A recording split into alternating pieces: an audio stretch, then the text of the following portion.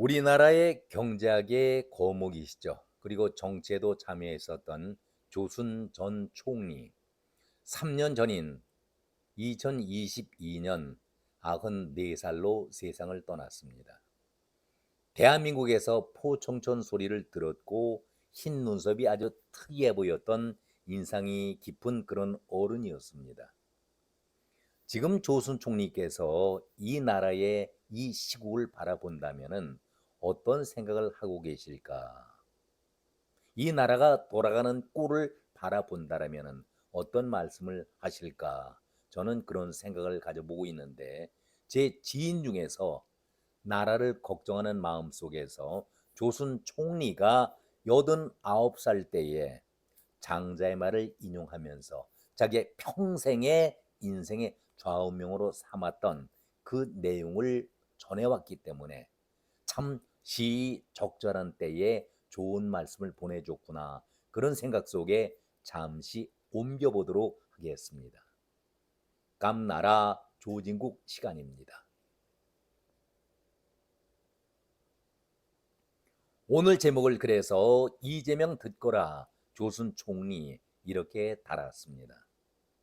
아마 조순 총리께서도 땀 흘려서 경제를 이 정도로 일궈놓은 분 중에 한 분이었기 때문에 지금 이재명과 이 나라의 돌아가는 모습을 바라볼 때에 나라 살림을 걱정하면서 왜 하고 싶은 말씀이 없었을까? 저는 이런 생각을 가져봤습니다. 아니, 무식해도 그렇지 기본은 갖춰야 되지 않겠는가? 그래, 나라를 거들내려고 작심들을 했는가? 니들 돈 퍼쓰라고 이렇게 고생하면서 경제를 일으켰는 줄 아느냐? 오늘의 대한민국을 어떻게 만들었는데 지하에 계신 어른께서 왜 하고 싶은 말씀이 없겠습니까? 해도 정도껏 해야지. 트럼프에게 봉을 잡혔다 하더라도 나라 돈 500조 억 원을, 천문학적인 돈을 그대로 트럼프에 갖다 주겠다. 이게 말이 되느냐? 물론 이재명 자신을 트럼프는 인정하려 하지 않습니다.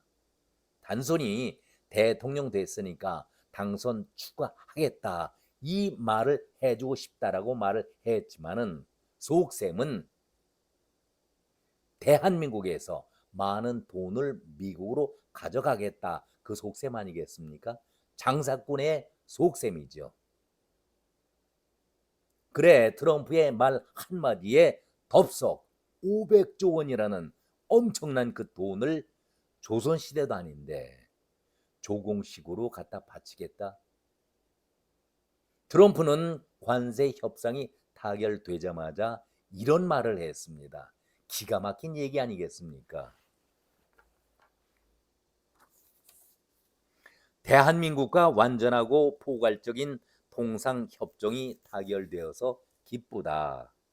이 협정에 따라서 대한민국은 미국에 3,500억 달러, 487조 원을 투자하게 되어 있다. 그 투자처는 미국이 결정을 하고 돈은 한국이 내지만 우리가 어디에 써야 된다라는 투자처는 우리가 결정을 한다. 그리고 그 이익의 90%는 미국 국민에게 귀속이 된다. 돈 다 벌지만 90%는 미국이 가져간다. 봉이 김선달도 아니죠. 그 돈은 미국이 소유하고 통제하는 돈이다. 그리고 한국은 미국으로부터 1,000억 달러 상당의 LNG 기타 에너지 제품을 구입하기로 했다. 그래서 500조 원이 훨씬 넘는다는 얘기입니다. 한국의 신임 대통령 당선을 축하해주고 싶다. 앞으로 2주 내에, 2주 전에 발표한 것이니까 25일 한미 정상이 만난다라고 발표했으니까 25일 날 만남을 가지니까 약 보름 정도 남았네요. 한미 정상회담이 있을 것이고 그때에 한국이 추가적으로 투자를 하겠다라고 약속을 했다. 이건 또 무슨 얘기입니까? 발목을 잡혀도 어느 정도 잡혀야지 추가 투자까지 약속을 했다. 이런 얘기를 트럼프가 자신 있게 밝혔습니다. 기가 막힌 얘기죠. 굴욕적인 그런 협상 아니겠습니까? 우리 측에서 여기에 대해서 아니다라고 얘기를 하고 있지만은 자신이 없습니다. 지난번에 문재인 정권 때에 트럼프가 주한 미군 주둔 비용 100억 달러까지 그때 얘기했었죠. 천문학적인 주둔 비용을 요구했었는데 이번에 대통령 당선 축하해주고 싶다. 미국으로 와라. 초청을 했으니까 그 청구서를 추가 청구서를 또 내지 않겠습니까? 이 한마디 듣기 위해서 비행기를 타기는 타는데 이재명의 속셈은 그렇죠. 나를 그래도 대통령이라고 인정해 주니 나는 이제 살았다라고 생각하겠지만은 국민들은 완전히 봉이 된 것이죠. 굴욕을 당하는 것이죠. 우리 국민들 경제를 잘 모르지만은 복창이 터질 노릇 아니겠습니까? 그런데 이재명이 하는 얘기는 더더욱 기가 막힌 얘기입니다. 아니, 촉박한 시간에 녹록지 않은 여건 속에서 촉박한 시간과 녹록지 않은 여건 속에서 관세 협상이 잘 타결되었다. 어느 부분 어디 것이 잘 됐다는지도 얘기도 안 합니다. 뭉뚱그려서. 관세율은 주요국보다도 같거나 낮게 타결이 되었다. 경쟁력은 주요국보다도 우월하거나 동등하게 타결된 것이다. 그러면서 자랑까지 했습니다. 앞으로 정부는 국익 중심의 실용 외교를 원칙으로 협상에 임할 것이다. 아니, 줄 것 다 주고 빼앗길 거 다 빼앗기고 뺨 맞을 거 다 뺨 얻어맞았는데 무슨 대국민 사기극을 지금까지도 치고 있는 겁니까? 이재명의 버릇은 못 고치지요. 태어나서부터 사기가 본성이었는지 아무튼 대국민 사기극을 이 협상 자리에서까지 하고 있는 것 아니겠습니까? 우리 국민들에게 염장질을 해도 어느 정도 해야지. 아무리 초짜라 할지라도 대통령 되는 것은 다 초짜들이 하는 것 아니겠습니까? 정신 이상자가 아니라고 한다면은 협상에 있어서는 융통성을 발휘해야 하는데 전혀 그것이 없습니다. 그러니 조순 총리가 볼 때에 얼마나 답답해 하겠습니까?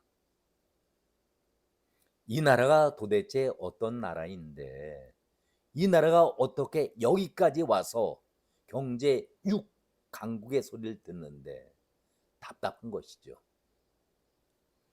협상의 기본도 모르는 자가 아니 대통령 자격 자체가 안 되는 범죄자 피고인 아니겠습니까? 이런 자가 나라를 완전히 들어먹고 있다. 나라를 거덜내는 정도가 아니라 저 중남미에 잘 살던 베네수엘라 짝을 만들고 있는 것 아니겠는가? 한숨이 절로 나오는 것 아니겠습니까? 모두가 다 이렇게 걱정들 하고 있는데 지금까지의 그 협상 과정도 굴욕적이었고 엉망이었는데 백악관에서 만난다면은 트럼프가 얘기했죠. 추가 제품 구입 약속 투자를 약속했다. 한마디로 애 다루듯이 장사꾼 트럼프가 이것 저것을 요구하면서 또 청구서를 내밀지 않겠습니까? 그거 감당할 수 있겠나요?